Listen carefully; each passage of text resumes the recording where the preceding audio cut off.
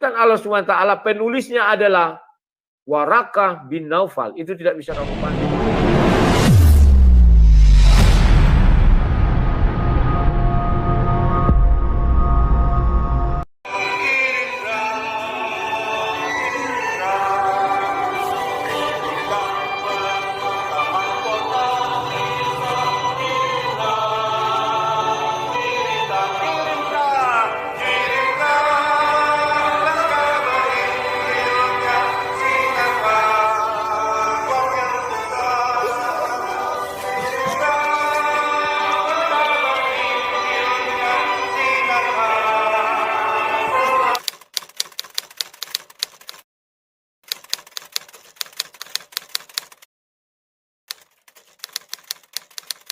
Itu tidak merubah doktrin. Malaikat juga Tuhan kan kalau datang dibilang dia kayak malaikat. Dan malaikat itu selalu mengatakan aku Tuhan. Dan Nabi pun mengatakan Tuhan datang. Tidak ada merubah doktrin di situ. Ya, sekarang aku panggil anakku dari Mesir. Itu juga tidak merubah doktrin. Kenapa tidak dilanjutkan kepada Yeremia? Gimana sih? Coba aku masukkan ya. Siapa namanya itu? Daus. Julius. Buka dulu Yeremia itu. Halo Daus. Daus siapa namanya? Yeremia. Daus. Yeremia berapa? 31 ayat 15.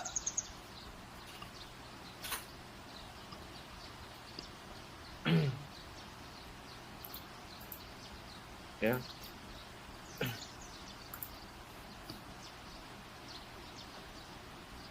Sudah? Nah, kalau kita tadi ciri pahannya membaca Lukas 2 berapa ini ntar ya? Matius 2 itu hanya sampai ayat 15. Itu kan tidaklah ayat itu diputus sampai situ. Lanjut ketika Herodes tahu bahwa ia telah diperdaya oleh orang Majus itu, ia sangat marah lalu ia menyuruh membunuh semua anak di Bethlehem dan sekitarnya, yaitu anak-anak yang berumur 2 tahun ke bawah, sesuai dengan waktu yang dapat diketahuinya dari orang Majus itu. Dengan demikian genaplah firman Tuhan yang disampaikan Nabi Yeremia. Terdengar suara di Rama, tangis dan ratap yang amat sedih. Rahel menangisi anak-anaknya dan ia tidak mau dihibur sebab mereka tidak ada lagi. Ya, setelah Herodes mati dan sebagainya. Perlu diperhatikan di situ. Jelas dikatakan Mesir itu adalah suatu perpindahan orang-orang Yahudi atau Yakub itu sendiri ke Mesir karena ikut si Yusuf. Sudah? Dan itulah sebabnya dibuat perumpamaan itu seperti mereka itulah melarikan diri ke Mesir. Setelah itu apa yang terjadi? Dibunuhlah anak 2 tahun itu seperti Musa. Maka kalau kita buka di kitab Yeremia, sekarang tampilkan dulu Yeremia itu siapa namanya ini? Kidaus. Wah. Pakai itu Alkitab Mi itu aja lah. Unirifa hilang. Enggak apa-apa. Dia suka gitu nanti muncul lagi. Biar aku bacakan dari itu, dari ayat sebelumnya ya. Ntar, Yeremia. Yeremia 31. Oke, aku bacakan ya. Mulai dari ayat 10 aja lah. Suaranya jadi 2. Unirifa udah masuk ya? Oh ya udah pas. Jadi 2 suaranya. Bacakan ya. Dengarlah firman Tuhan, wahai bangsa-bangsa. Beritahukanlah itu di tanah pesisir yang jauh. Katakanlah dia yang telah menyerahkan Israel untuk mengumpulkannya kembali dan menjaganya seperti gembala terhadap kawanan domba. Ya, sebab Tuhan telah membebaskan Yakub. Yakub itu Israel. Israel itu di tanah Mesir. Dibebaskan oleh Tuhan. Dikumpulkanlah mereka semua untuk dibawa ke kandang dombanya. Itulah tanah Kanaan. Sudah? Telah menebusnya dari tangan orang yang lebih kuat daripadanya. Itulah Fir'aun. Mereka akan datang bersorak-sorak di atas bukit Sion. Maka mereka akan berseri-seri karena kebijakan Tuhan. Karena gandum, anggur, dan minyak. Karena anak-anak kambing, domba, dan lembu sapi. Hidup mereka akan seperti taman yang diairi yang baik-baik. Mereka tidak akan kembali lagi merana. Pada waktu itu anak-anak darah akan bersukaria menari-nari beramai-ramai. Orang-orang muda dan orang-orang tua akan bergembira. Aku akan mengubah perkabungan mereka menjadi kegembiraan. Akan menghibur mereka, menyukakan mereka sesudah kedukaan mereka. Aku akan memuaskan jiwa para imam dengan kelimpahan. Dan umatku akan menjadi kenyang dengan kebijakanku. Demikian firman Tuhan. Beginilah firman Tuhan. Dengar, di Rama terdengar ratap tangis yang pahit pedih. Rahel menangis anak-anaknya. Ia tidak mau dihibur karena anaknya sebab mereka tidak ada lagi. Ya, jadi yang dimaksud itu menyingkir ke Mesir itu adalah bercerita tentang kisah Yakub. Ya, bukan yang di Hosea. Jadi memang kebetulan katanya ada, langsung kau kutip dari situ. Sekalipun di situ ada, tetapi itu paralel, Bang. Itu paralel dari kitab dulu. Abang. Sudah, kamu diam dulu aja. Ya, sekalipun ada di situ. Tapi jangan tuduh-tuduh lah. Mana ada tuduh-tuduh? Enggak, itu paralel ayatnya di situ. Aku coba klik bintangnya. Matius 2:15 itu diklik bintangnya langsung ke Hosea 11 ayat 1 itu. Bukan aku yang bikin-bikin. Aku tidak ada urusan dengan itu. Semua bintang-bintang manusia pun bisa membuat itu karena untuk pengetahuan biar diklik bahwa ini ada ayatnya di situ. Saya tidak mau itu. Tetapi saya melihat ayat itu utuh. Maka yang dijelaskan konsepnya di situ adalah ketika orang Yakub menjadi buangan di sana di tanah Mesir. Demikian juga kedatangan Yesus bahwa kami adalah orang-orang berdosa, orang-orang yang sudah dimasukkan atau diperbudak dosa. Kalau Yakub dulu diperbudak oleh bangsa Israel, maka waktu zaman itu pembebasnya siapa? Musa. Musa umur anak 2 tahun juga dibunuh semua. Demikian juga Yesus. Ya. Jadi itu merujuk ke peristiwa itu sampai utuh, sampai pembebasan bangsa Israel keluar dari tanah Mesir. Demikian juga lah kiranya Yesus membebaskan kami keluar dari perbudakan dosa. Jadi itu bukan satu takaran bahwa kitab suci itu tidak diubah-ubah, tidak murni. Itu bukan takaran. Karena dalam terjemahan, orang bisa banyak menerjemahkan. Dalam bahasa Inggris begitu, kalau dirujuk langsung dalam bahasa Ibraninya bisa lain. Dan pada saat itu belum ada tata bahasa, itu yang bisa kita lakukan. Ya. Nah, sekarang si Rifa mengatakan tadi bahwa Injil yang diturunkan Allah SWT bukan Matius, Markus, Lukas, Yohanes. Saya pun setuju. Tidak pernah saya tolak, memang bukan itu. Tetapi Injil yang diturunkan Allah SWT, penulisnya adalah Waraqah bin Naufal. Itu tidak bisa kamu bantah. Karena di hadis ada. Dan kamu silakan cari apa itu yang dituliskan Waraqah bin Naufal. Maka akan tertulis Waraqah 1 ayat 1. Itu yang bisa kita jelaskan. Atau kalau mau seperti Al-Quran surah 1, surah Al-Baqarah surah 2, misalnya begitu dan sebagainya. Injil yang diturunkan Allah SWT apa? Silakan. Kamu cari sendiri. Kami tidak pening kau tidak mengakui Matius, Markus, Lukas bagian Injil Allah SWT dan kami memang senang. Tidak pernah kami berharap Allah SWT mengakui Injil Matius, Markus, Lukas. Tidak pernah. Kenapa enggak pernah? Karena Nabi Isa bukan Yesus bagi kami, titik, selesai. Dan Injil yang ditulis oleh Nabi Isa, itu ditulis oleh Waraqah bin Naufal. Dan itu ada, baca hadisnya itu ya, Bukhari 3 itu. Itu ada ketika Nabi Muhammad masih ada, masih baru diangkat menjadi Nabi. Artinya belum hilang. Kenapa Allah tidak memerintahkan Nabi Muhammad menjaga kitab ini? Atau disengaja dihilangkan? Kan tidak. Kalau dibaca hadis 3 itu, Bukhari 3 itu, jelas dikatakan Waraqah bin Naufal masih hidup. Artinya Injil masih dipegang dia. Kan demikian. Dan kemudian Taurat juga masih hidup, masih ada. Ketika Nabi Muhammad masuk ke gereja, sudah saya bukakan tadi ayatnya itu ya, masih dibacakan. Bahkan ada di situ kisah Nabi Muhammad katanya, sifat-sifatnya ada di dalamnya. Artinya tidak ada yang dirubah. Kok tiba-tiba di tengah jalan dikatakan bahwa Injil dan Taurat itu sudah diubah-ubah oleh tangan manusia. Sementara hadis mengatakan dengan seizin Allah. Naufal menuliskan itu.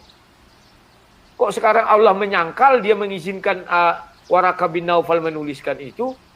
Bagaimana ini kira-kira? Ya Rifa ya? Oke, saya tanggapi ya. Dikit lagi dong. Sabar. Tapi bagaimana kira-kira kata Bang gitu? Tak kira udah selesai. Belum, slow lah geng. Aku tuh tadi diam aja. Banyak terus, geng.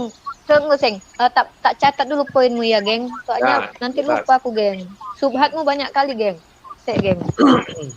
Aku Lanjut tulis dulu, semua satu. ini. Di sini. Ya, apa tadi pernyataan tentang apa Waraqah bin Naufal, terus Ya, itu yang kau jelaskan. Apakah Injil itu asli apa enggak yang ditulis Waraqah bin Naufal, oke, agar jangan terus ada fitnah. Dan aku katakan itu masih kelanjutannya ini ya, bahwa Matius, Markus, Lukas itu bukan Injil yang diturunkan Allah SWT, karena Allah SWT tidak mengenal Matius, Markus, Lukas, Yohanes.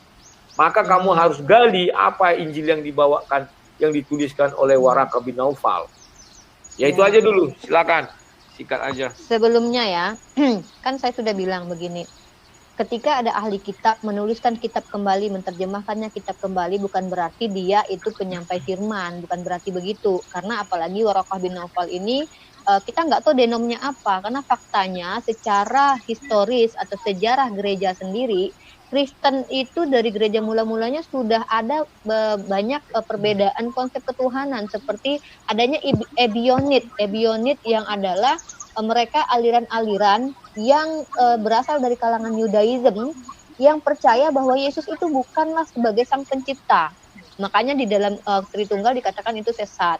Nah, ada lagi aliran Arianus di mana Yesus itu bukanlah sebagai sembahan. Nah, fakta ini tidak bisa dibantah bahwa dari awal munculnya kekristenan ini pun sudah ada perbedaan doktrin. Contoh perbedaan tentang antara pertentangan antara menurut ahli skolarnya Bang Rudi menyatakan bahwa ada aliran Yakobus, kemudian ada aliran Paulus begitu. Jadi ada perbedaan. Nah, faktanya kan ada denom di gereja mula-mula tuh ada. Nah, jadi kalau mau bertanya apakah Waraqah bin Naufal menuliskan Injil? Nah, ketika ada seorang ahli kitab kemudian menerjemahkannya ke bahasa Arab, kitab yang dia pegang pada waktu itu bukan berarti dia itu yang menjadi penyampai firman. Waraqah bin Naufal bukan berarti dapat Injil dari Allah dia yang nulis, bukan. Tetapi saya belum mempelajari ya hadis itu apakah matan sanadnya adalah benar, karena kalau di dalam Islam saya diajarkan untuk ketika ada orang fasik, Bang Rudi kan termasuk orang fasik kalau dalam keyakinan saya ya, memberikan informasi kepadamu, jangan engkau tolak, saya akan catat hadis itu dan jangan engkau terima begitu saja, karena saya harus menelusuri yang pertama sumbernya Bang Rudi dapat dari mana, yang kedua apakah matan isinya sudah tidak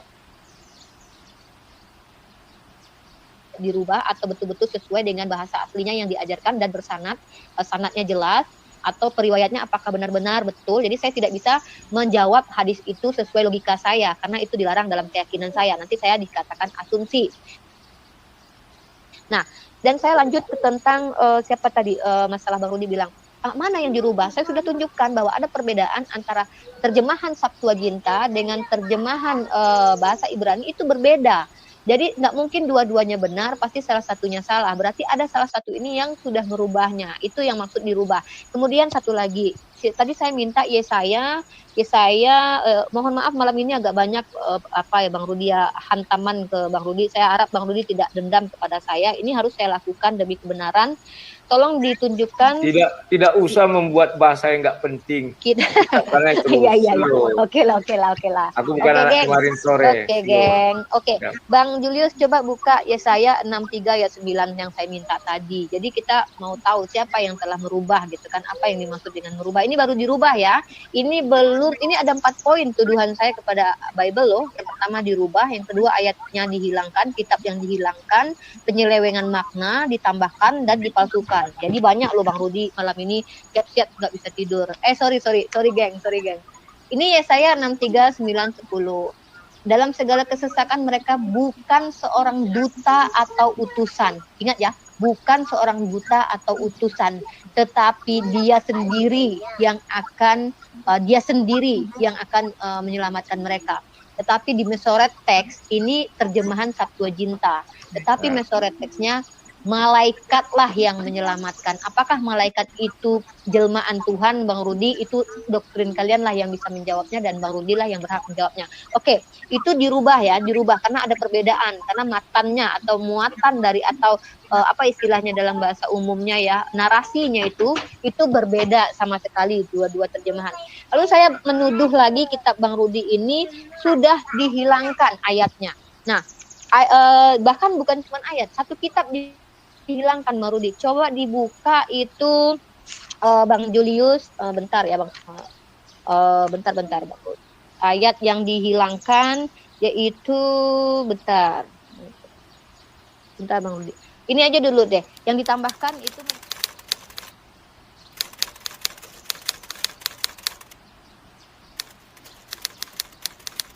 William Barclay ya. Oh, yang dihilangkan aja dulu. Yang satu kitab dihilangkan 2 Samuel 1:18 Bang Julius. Buka 2 Samuel 1:18. Ini satu kitab dihilangkan loh. Mana kitab ini kok nggak ada sampai sekarang? Jangan-jangan di situ terdapat kebenaran semua kan? Artinya yang pertama sudah dirubah, yang kedua ada yang dihilangkan. Ini kitab nanti ayat-ayat juga ada yang dihilangkan.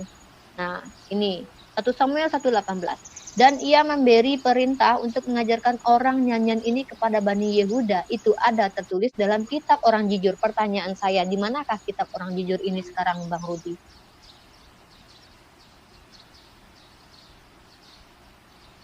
Silakan Bang Rudi dijawab, Bang Rudi. Dijawab, oke.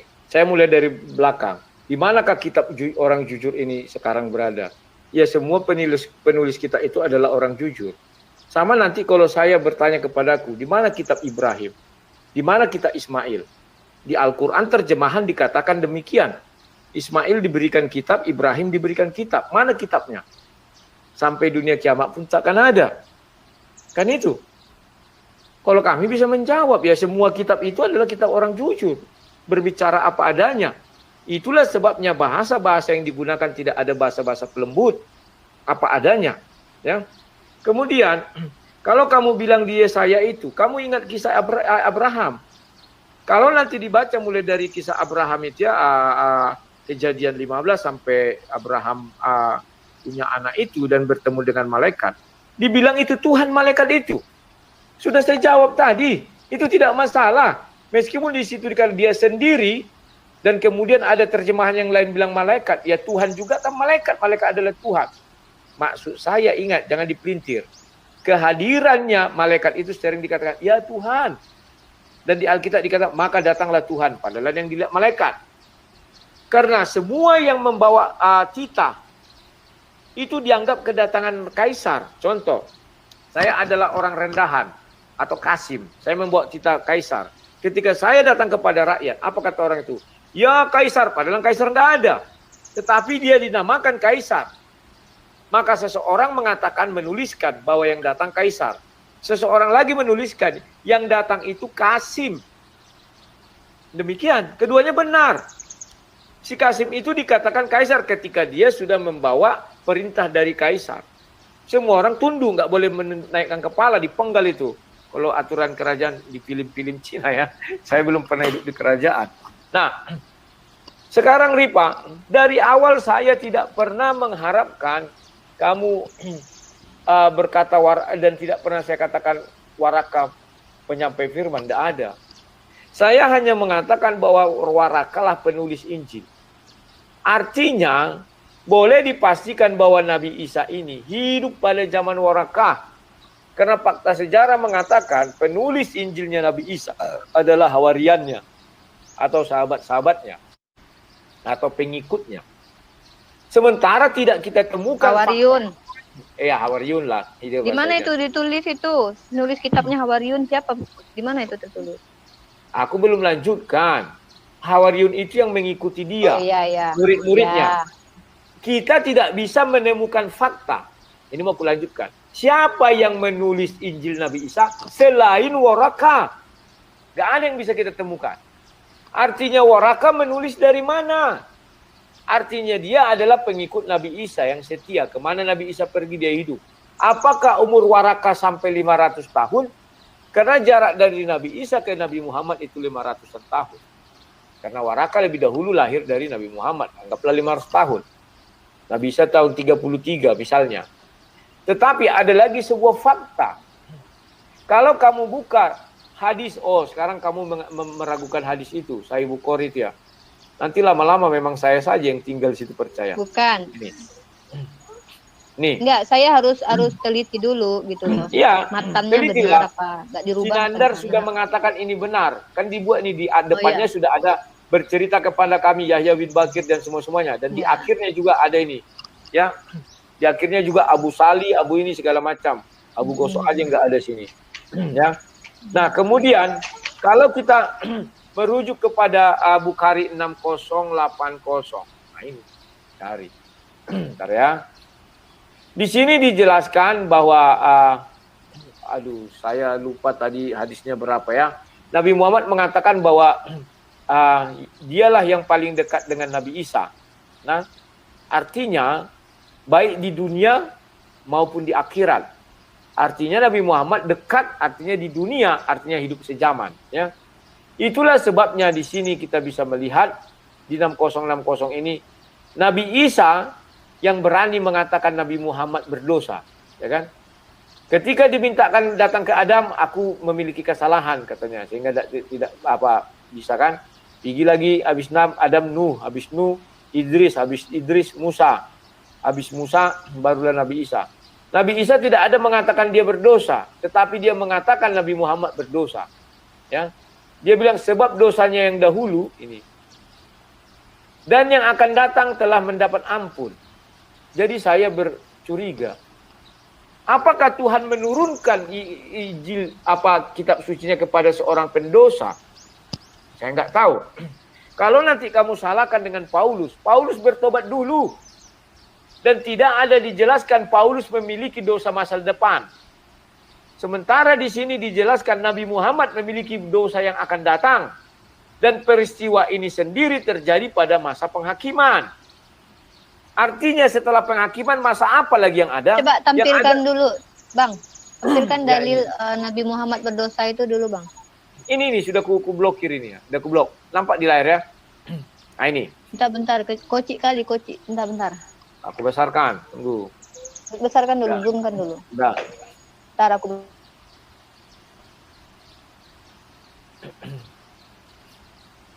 Kalau dari atas dibilang begini ya. Ini nih. Rasulullah SAW bersabda. Ini ucapan Rasul sendiri loh. Cerita Rasul kepada sahabat-sahabatnya bahwa dia bertemu hari akhir. Rasulullah SAW bersabda, pada hari kiamat Allah Aku aja yang baca dulu. Tunggu, biar aku yang baca. Oke. Telah menceritakan kepada kami Abu Awana dari Qatadah dari Anas radhiyallahu anhu mengatakan, jangan dibawa biar aja.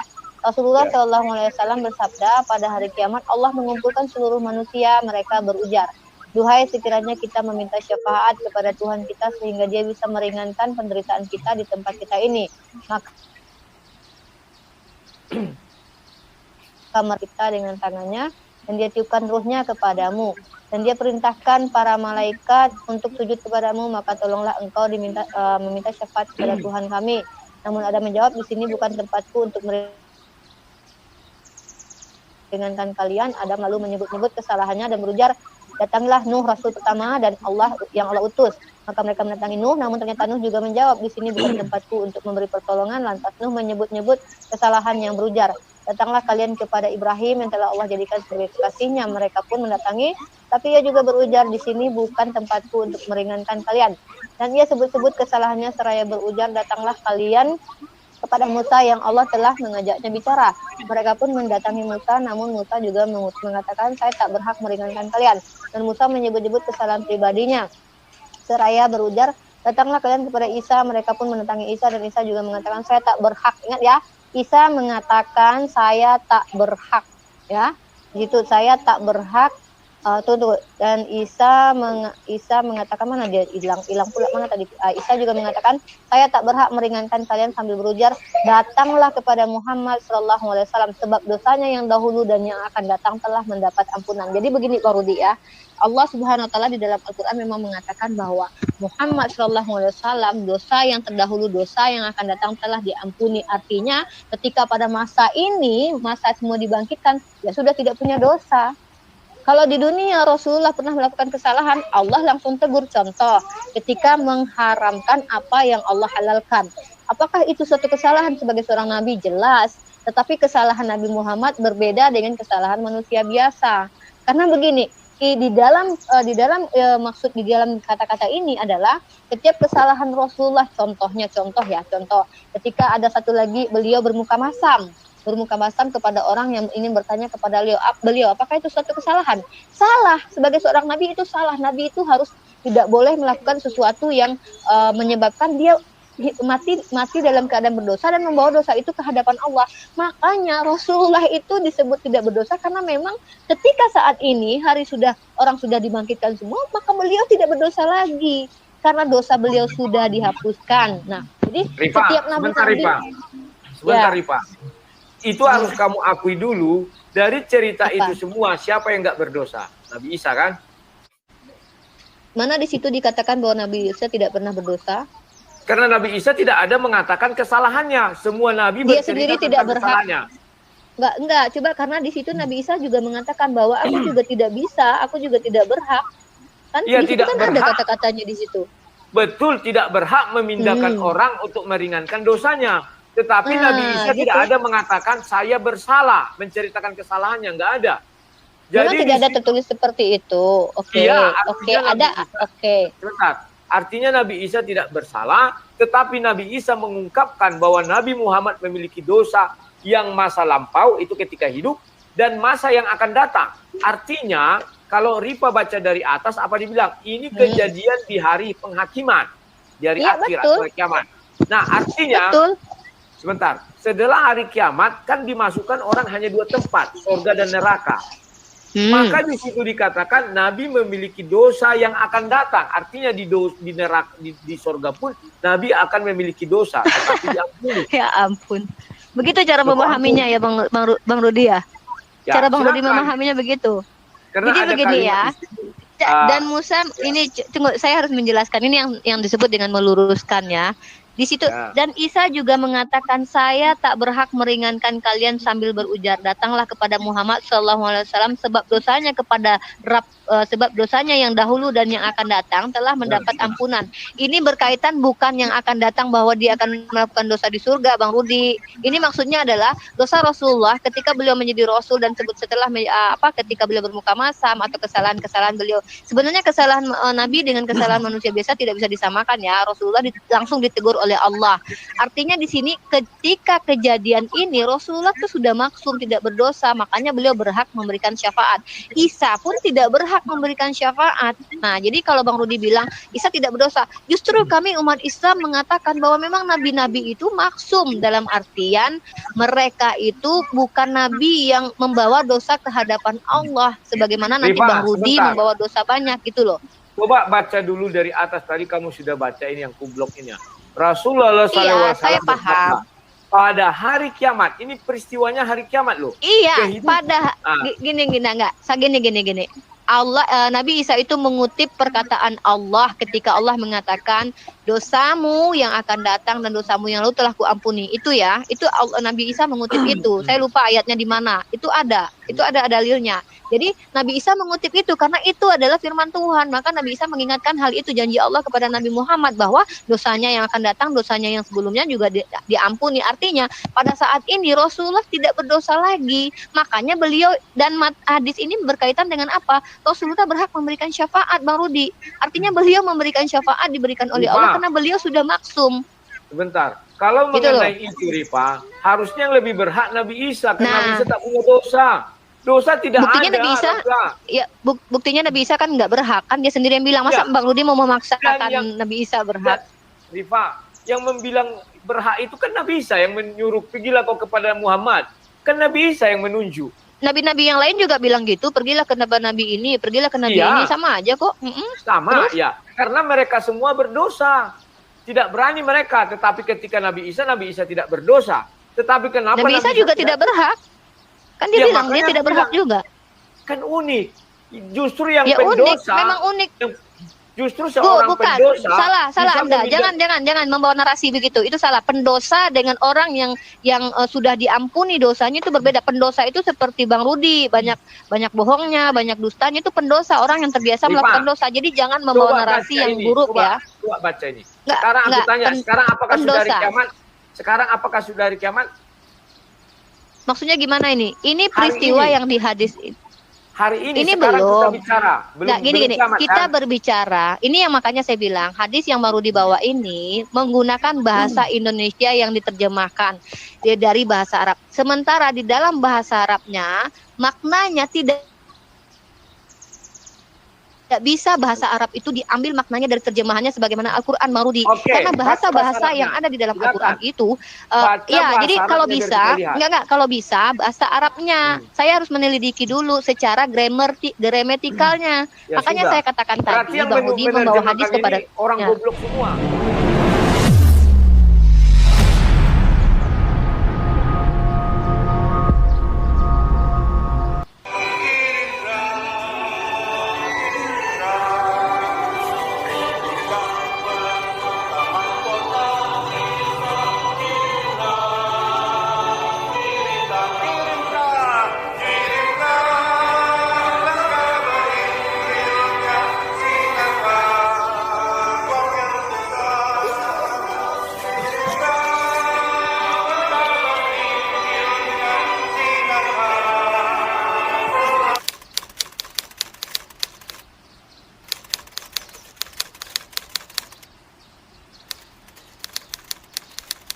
Oh enggak, saya nggak bilang gitu ya, Nah, saya nggak itu bilang gitu. makanya ini yang sudah Tapi orang-orang menerjemahkan ini gini, tingkat orang profesor yang doktor enggak, ini.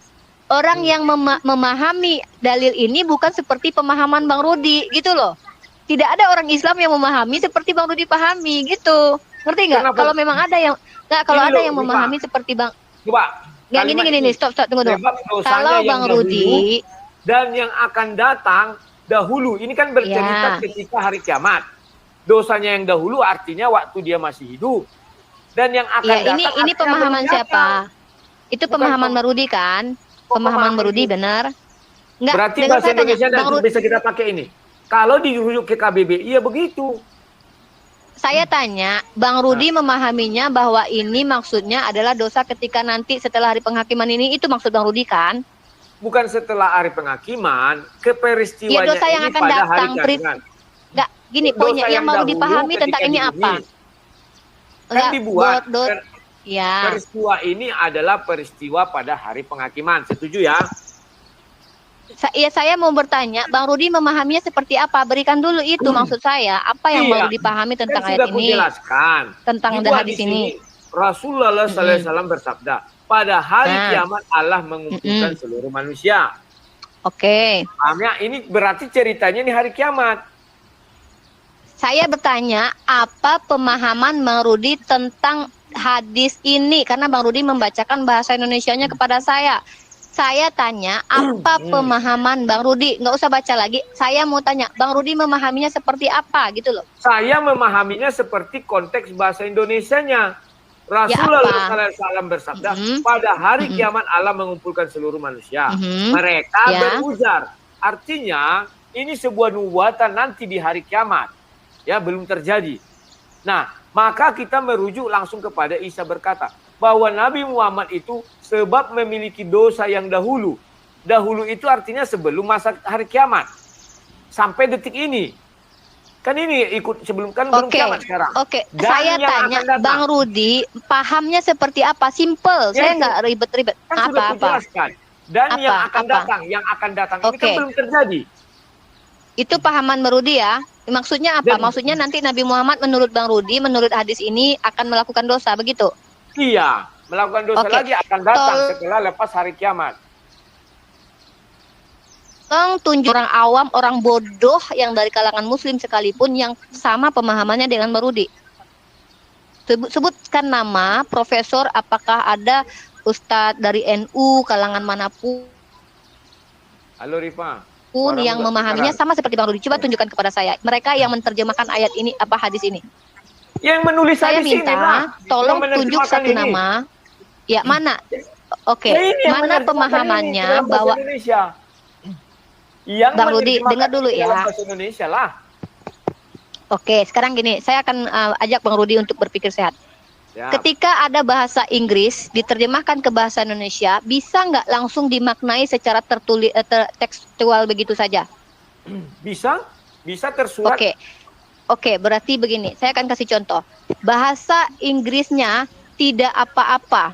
Bisa nggak saya katakan no what? Apa-apa. Oh, nggak usah main, jangan bodoh-bodoh dulu. Oh, harus bisa kan Bang Rudi yang menginginkan. Berarti tidak apa-apa di dalam bahasa Inggrisnya no what. Jadi kamu balik itu Rifa dari Indonesia ke Inggris. Maksudnya dari bahasa Indonesia. Ya, maksudnya. Enggak, saya sama aja. Dari bahasa sama aja. Contoh gini. I have to do. Ripa, I have to karena do. kan Saya kita nggak. sudah mengenal namanya apa namanya itu ya, kalau di Indonesia EYDE.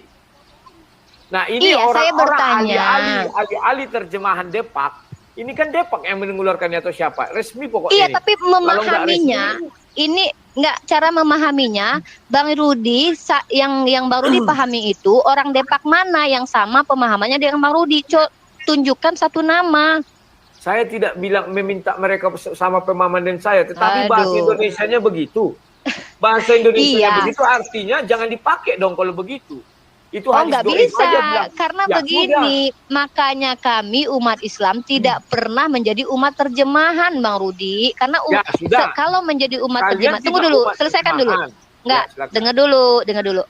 Ketika sebuah bahasa asing diterjemahkan ke dalam bahasa baru, lalu dimaknai secara tekstual begitu bahaya. Contoh, kalau saya membuat sebuah frasa, aku lelah membanting tulang, diterjemahkan ke bahasa Rusia berkata, orang akan bilang, si Rifa ini gila, masa tulangnya dibanting? Tulang Rudi dibanting nggak kuat aku, masa tulang Rudi mau dibanting, datang ke Medan aku dibilang membanting si tulang. Jadi ada kata-kata itu tidak bisa dimaknai secara perkata. Apalagi Bang Rudi menampilkan, tunggu selesai dulu dong. Hadis itu adalah menggunakan bahasa Arab. Frasa-frasa orang-orang bahasa Arab itu tidak bisa disamakan dengan frasa kita. Bukan bahasa pasar, bahasa kampung yang diterjemahkan langsung begitu saja, langsung harus seperti itu. Makanya saya katakan ada asbabul wurud hadis itu sebagaimana ada asbabun nuzul. Jadi cara memahami hadis itu konteksnya apa dan Nabi Isa di situ berbicara tentang apa. Kalau Bang Rudi memaknai bahwa Nabi Isa bermaksud mengatakan bahwa Nabi Muhammad akan melakukan dosa nanti, mana orang yang menerjemahkan bahkan ahli bahasa Arab atau ahli sastra bahasa Arab yang ketika membaca hadis itu pemahamannya sama dengan Bang Rudi. Mana namanya? Satu nama saja. Orang pintar atau orang bodoh atau semua orang Islam lah, mana satu orang yang memahaminya sama seperti Bang Rudi? Halo Ripa, sudah? Iya, kan saya bilang tadi, kalau sebuah frasa bahasa asing diterjemahkan ke bahasa lain dimaknai secara tekstual bahaya. Seperti contoh, no what. Bisa nggak tidak apa-apa, nggak bisa diterjemahkan menjadi no what, lalu disimpulkan itulah yang artinya tidak apa-apa. Lalu kemudian contoh I have to do, itu makna di dalam bahasa Inggris artinya adalah saya, seharusnya saya, tapi kalau dimaknai secara perkata I have, saya mempunyai, to untuk, do akan ya Bang Julius ya, kurang lebih begitu. Tapi kalau dimaknai secara bahasa Indonesia seharusnya, kalau nggak salah ya, I have to do, itu contoh ya. Kalau saya salah, sorry Dori ya, saya bukan ahli bahasa Inggris. Nah, begitu juga dengan frasa-frasa yang ada di dalam bahasa Arab Al-Quran atau hadis. Ketika Bang Rudi kan saya sudah katakan, Nabi Isa mengutip perkataan Allah tentang Rasulullah yang mengatakan, aku telah menghapus dosamu sebelumnya dan setelahnya. Itu ada di dalam Al-Quran, saya lupa ayatnya. Nah, itu yang dikutip. Nah, itu konteksnya. Sorry ya, saya tidak mau berasumsi sebenarnya, berdosa bagi saya berasumsi tentang hadis ini, karena saya harus melihat asbabul wurud hadisnya. Kemudian saya harus melihat dulu, menganalisa kata-katanya secara gramatikal bahasa Arab. Ya, saya harus tahu apakah ini adalah kata kerjanya fiilnya adalah fiil madi, apa fiil mudhari. Saya harus mempelajarinya secara gramatikal bahasa Arab. Karena gini, kerja masa lampau ya. Kalau gitu bisa nggak aku bilang PR-mu aja lah itu. Kau pelajari dulu, baru kita diskusi. Ya? Boleh, nanti kita diskusikan tentang dalil ini ya, saya akan ini. Nah, sama sekarang gantian. Ya. Sama dengan waraka tadi ya. Arum. Bentar anakku main-main di jalan raya, bentar Bang. Bentar. Awas ditabrak truk nanti, sambar truk. Enggak, sepi di sini pun depan rumahnya. Jadi gini, yang kedua, klaimku nggak bisa Bang bantah bahwa ayat Abang telah dirubah dari terjemahan Septuaginta dengan Masoret teks itu sangat berbeda. Berarti ada yang merubah. Saya mau tanya sama Abang mana yang benar pun Abang nggak akan jawab lah. Kemudian yang kedua ada ayat kitab, oke abang jawab dengan mengatakan, oh iya kalau gitu kitab kitab semua kitab jujur, tapi padahal itu adalah sebuah nama kitab Al-Mustaqin kalau nggak salah, Al-Mustaqin ya kalau dalam bahasa Arabnya. Nah kemudian ayat, saya tidak berasumsi, silakan abang cari buku Profesor William Barclay yang judul bukunya adalah Pemahaman Alkitab Sehari-hari, Kitab Yohanes. Dia khusus membahas tentang Kitab Yohanes. Saya punya bukunya. Apa mau lihat bukunya? Saya ambilkan. Perlu lihat bukunya nggak? Bentar ya, aku ambilkan ya.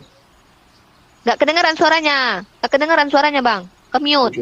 Ya, apa namanya itu kan juga karangan manusia. Nggak usah malah diambil-ambil. Enggak, itu orang pintar. Aku sebagai orang yang belajar harus mengambil pemahaman orang-orang pintar. Nggak mungkin lah, Bang, orang pintar mereka kalau di Kristen itu ada namanya karya Roh Kudus. Kalau gitu ya susah kita diskusi kalau udah pakai Roh Kudus. Ini secara akademis yang aku minta. Kadang orang akademis ini berpikirnya lain. Dengar alasan William Barclay. Berbarat sharing, ya kan? Tidak bisa kita pakai. Nanti kalau kita bilang misalnya pendapat Salman Rushdie kan gampang aja nyo. Kita cari orang kita yang bisa telusuri. Ya, makanya kita bacakan aja dulu. Kita bacakan. Nanti abang bantah. Silakan. Kita dengarkan dulu pendapatnya. Nanti abang bantah. Nah, di dalam pendapat dari William Barclay mengatakan kitab ayat 1 Yohanes 5:7 itu tidak ada di manuskrip awalnya, itu ditambahkan. Bentar ya, ini anakku berisik kali, bentar. Siap. Ini anakku ganggu, dia lagi live maknya kan. Nah, jadi mau tidur jam 10. Lagi menginjili Wak Labu pula anakku minta ganggu. Nah, jadi di terjemahan Revised Version dia dihapuskan sama sekali karena tidak terdapat di dalam manuskrip awal. Ini ada di dalam Kitab Pemahaman Alkitab Setiap Hari halaman 185. Nah, ayat-ayat kitab yang dipalsukan sebenarnya bukan umat Islam, Bang Rudi, yang menuduh kalian memalsukan kitab, tapi kalian sendiri yang mengkonfirmasi dan percaya bahwa kitab kalian itu bisa dipalsukan. Contohnya memang ada kitab palsu, Filipus, Maria, Barnabas, artinya Injil bisa dipalsukan. Nah, bahkan Ellen Pagel di dalam bukunya Beyond Belief mengatakan bahwa justru Injil Thomas adalah Injil yang betul, sementara Injil Yohanes adalah Injil yang ditambahkan Bapak Gereja. Itu menurut Ellen Pagel. Dia lulusan Harvard secara teologis. Nah, itu pendapat orang-orang ahli, bukan pendapatku. Aku nggak mau bicara asumsi. Aku tak mau berbicara dari diriku sendiri. Biarkanlah seperti yang Bapak yang mengutus aku ya. Nah, kemudian di dalam penulis kitab apa bahasa asli kitab kalian? Kalau kalian katakan ada perbedaan, contoh, ada yang mengatakan bahasa Aram, itu Peshitta, ya kan? Ada yang mengatakan bahasa Ibrani. Jadi sementara Septuaginta lebih banyak, lebih didahulukan, lebih dulu lah, 2 abad sebelum Masehi begitu. Kemudian ada perbedaan-perbedaan di bahasa Ibraninya. Nah, kemudian ada kontradiksi di dalam kitab kalian. Nah, jadi begini maksud saya, Abang Rudi bisa membuktikan kalau Al-Quran itu bukan firman Allah. Abang ikuti aja lah tantangan Al-Quran. Nggak ada kitab di dunia ini yang memberikan tantangan terhadap dirinya. Kalau memang hebat kali Nabi Muhammad ya, udahlah dia buat kitab dengan tangannya, tiba-tiba dia pula pandai mengatakan, kalau memang ini buatan Nabi Muhammad, maka temukan kontradiksi di dalamnya dan buatlah semisal daripada itu. Aku mau tanya, ribuan tahun lamanya, tunjukkan ada nggak ayat palsu, ayat Al-Quran palsu ditemukan, atau ada nggak kontradiksi di dalam Al-Quran? Abang kasih aku PR kalau bisa, nanti kita diskusikan lagi. Berarti banyak PR-ku, nanti kita lanjut diskusinya. Jadi Al-Quran sudah menantang. Jadi kalau memang ini buatan tangan manusia, silahkan temukan hal. Bisa dijawab? Halo, hal itu kontradiksi dan ayat-ayat. Kok mute punya Murifa? Oke, ku jawab ya. Oke, ku jawab. Bukan tidak bisa orang membuat seperti itu. Tanpa ragu saja sudah membuat kitab suci gedebuk. Apa yang terjadi? Mau dipolisikan? Penistaan agama. Bukan nggak bisa. Banyak kalau ditantang itu benar-benar banyak orang bisa membuat. Tetapi ada di situ yang namanya hukum. Bukan tidak bisa. Ya. Tetapi kalau dibilang mampu nggak Al-Quran seperti Bible? Itu baru luar biasa. Al-Quran tidak menjelaskan mulai dari penciptaan sampai nanti kedatangan Nabi Muhammad. Tidak ada itu. Tapi Bible dijelaskan itu semua setebal ini. Tanpa bahasa asli dan setebal ini. Kecil-kecil lagi tulisannya. Apalagi kalau pakai bahasa asli mungkin sebal ini. Tidak tahu lagi berapa tebalnya, apalagi sebesar-besar itu ditulis. Mungkin setebal ini. Ayatnya pun Bible itu lebih lengkap, lebih banyak. Ya, itu apanya? Kalau tantang-menantang aku tidak mau melayani. Karena ada di situ hukum berlaku. Kalau disuruh bukan tidak bisa. Saya akan membuat karangan. Kalau saya ditanya misalnya, saya buat Tuhan berfirman di kepala saya, di mana orang tidak bisa melihat isi kepala saya, di pikiran saya. Nabi kan di dalam hatinya, tidak ada satu manusia pun yang bisa melihat. Dan saya nanti akan mengatakan bahwa saya bertemu malaikat, misalnya di tempat gedung yang tertutup, yang nggak ada bisa orang melihat. Kan lucu sekali. Jangan dibilang begitu, saya nggak mau menerima tantangan itu ya. Nah, kalau dibilang apakah ada kontradiksi? Banyak. Tetapi sudah, saya juga tidak akan mau menguras itu. Bahkan hadis dengan Jangan gitu, kasihlah. Kan ditantang. Kalau abang dapat piala Oscar loh, soalnya pasti dikejar Donald Trump. Senang kali Donald Trump kalau ada orang Kristen yang bisa mencari andai kata kalian seperti orang Kristen, maka kami bebas sebebas-bebasnya kami akan beberkan. Tapi tidak. Enggak, ini kan di Indonesia. Hukum itu di Indonesia kan. Enggak, hukum yang terjadi abang bicarakan itu di Indonesia. Abang tengok di luar negeri. Tidak. Enggak di luar negeri coba. Nabi Muhammad digambar fotonya bang, tapi nggak ada satupun yang mampu membuat Al-Quran. Iya, apa yang contohnya banyak kan. Sudah terjadi langsung ini itu baru digambar. Iya, enggak, tapi tidak ada satupun yang membuat Al-Quran. Enggak, di dunia ini, bukan cuma di Indonesia, banyak kebebasan berbicara di luar negeri sana. Enggak ada satupun yang mampu membuat misal Al-Quran. Mana contohnya Al-Quran palsu? Kalau Bible palsu banyak. Ya mana? Mana Al-Quran palsu? Tunjukkan sama aku, ribuan tahun loh. Kita tidak bicara Al-Quran. Kalau mau aku bisa, aku bilang. Ya, tapi tidak usah lah. Jangan, tidak bisa, tidak. Maka tunggu, saya jelaskan dulu. Sudahlah. Aku tanya, mana ada nggak? Abang pernah ketemu Al-Quran palsu nggak? Ketika kau bicara, oke, sekarang mana Al-Quran asli? Al-Quran asli ya ini, ya Al-Quran asli yang inilah yang kami baca setiap hari ini. Siapa bilang itu? Ya, buktikan itu tidak ada lagi, sudah dibakar yang asli, yang sudah di kanon, yang sudah dikumpulkan, dibakar biar tidak ada perselisihannya. Dan jadi skolar Islam selalu mengatakan yang di Birmingham itulah yang tertua. Oke, kita buka yang di Birmingham. Berapa lembar? Berapa ayat?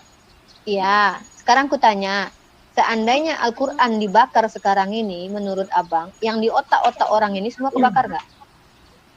Buktinya apa? Inilah susahnya kau memaksa aku untuk bicara yang lain, tidak usah. Ya sudah. Enggak, aku tanya. Dibakar, sama dengan kalau Bible. Dibakar semua kalau Bible dibakar siapa yang? Ya kalau dibakar semua Bible siapa lagi yang bisa menyusunnya? Ada yang hafal nggak? Sekarang sudah zaman canggih, mana ada hafal-hafalan lagi? Iya, kalau dihilangkan semua yang di HP, maksudku gitu. Maksud kita coba gini Wak Labu. Di HP? Ini kan seandai, kalau kita berandai-andai, kalau dihilangkan semua Bible ini, kalau dihilangkan semua, apakah ada orang yang hafal Bible lalu mencatatkannya kembali? Maksudku begitu. Buktinya dari dulu Bible sudah banyak nggak ditemukan, buktinya bisa sekarang jadi kitab. Apa susahnya kita berpikir itu? Ya buktinya banyak kan Bible palsu. Mau Bible, ya betul. Bahkan ada dikatakan Bible Injil palsu juga ada. Ya, artinya bisa dipalsukan kan? Artinya bisa dipalsukan kan Bible? Semua bisa dipalsukan, tetapi kalau dibuat Al-Quran palsu mana? Al-Quran palsu mana sekarang? Loh, Syiah dengan Sunni sama rupanya kitab sucinya. Beda Al-Qurannya rupanya, mana bukti kalau mereka beda? Sama rupanya kitab sucinya. Ahmadiyah emang itu Islam? Ahmadiyah Islam? Loh, Ahmadiyah Islam ya? Ya sudah, tetapi mereka meyakini Al-Quran juga.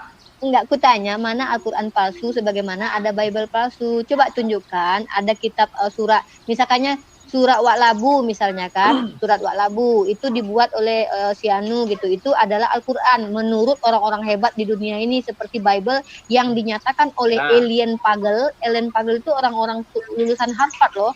Dia percaya Injil Thomas itu Injil betul. Sekarang mana Al-Quran yang palsu? Rifa, kau sajalah bicara terus. Enggak, aku cuma nanya sama Bang, mana ribuan tahun lamanya? Apakah Quran Sunni dengan Syiah sama? Ya mana buktinya kalau Quran Sunni dan Syiah beda? Coba tunjukkan sama aku. Ya kamu cari saja. Tadi siang kami sudah membahas itu, bahkan ngeri kali katanya. Maaf ini, Syiah katanya menuliskan bahwa Nabi Muhammad tubuhnya di surga, nya di neraka. Ya, itu Al-Quran ya? Itu Al-Quran atau mereka yang nulis sendiri? Nggak mau tahu saya, penting ada perbedaan di situ. Tetapi orang tidak semua orang bisa berkata itu. Dan jangan kau kira, sebentar dulu Rifa. Udahlah kau aja bicara terus, silakan. Enggak, lanjutlah. Janganlah ngambek pula. Aku nggak ngambek, tapi nggak enak diskusi begitu. Iya, lanjut Bang, lanjutlah, jangan nangis lah. Nggak ada aku nangis. Tapi ada peningkatan. Hari ini Bang Rudi belum pucat kali. Kemarin agak pucat. Yang ini nggak pucat. Mana ada? Ini yang kalau aku dekatkan tentu kau bilang pucat, Mana pernah aku pucat hanya melawan sekelas kroco-kroco, mana pernah aku pucat. Ya, lanjutlah. Nah, sekarang ini aku ya sudah kita closing ya. Julius. Ya, silakan. Closing ya. Siap. Oke. Aku dulu close abang dulu apa aku? Aku tadi duluan, abang lah yang sekarang lagi.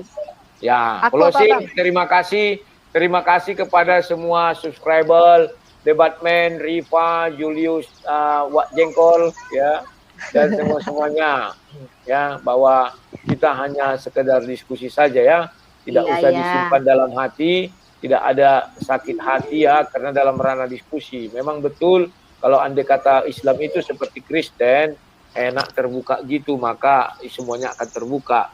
Tetapi sangat disayangkan Kristen bisa membuka diri seluas-luasnya, tetapi kami dalam berbicara harus ada rasa takut-takutnya, karena kami masih ingin melihat anak cucu kami besar ya, dan tidak ingin langsung jeblos ke penjara. Ya, itulah mungkin kalimat dari penutup dari saya, bahwa kita semua harus tetap dalam satu kesatuan NKRI. Selamat malam, sampai jumpa. Silakan. Jangan pergi dulu lah, aku closing dulu, dengarkan dulu. Baik. Nah, jadi ya Ikhwan Fillah dan teman-teman Marudi yang Kristen ya. Bentar aku diamkan anakku dulu, sih kali anakku. Siap, silakan.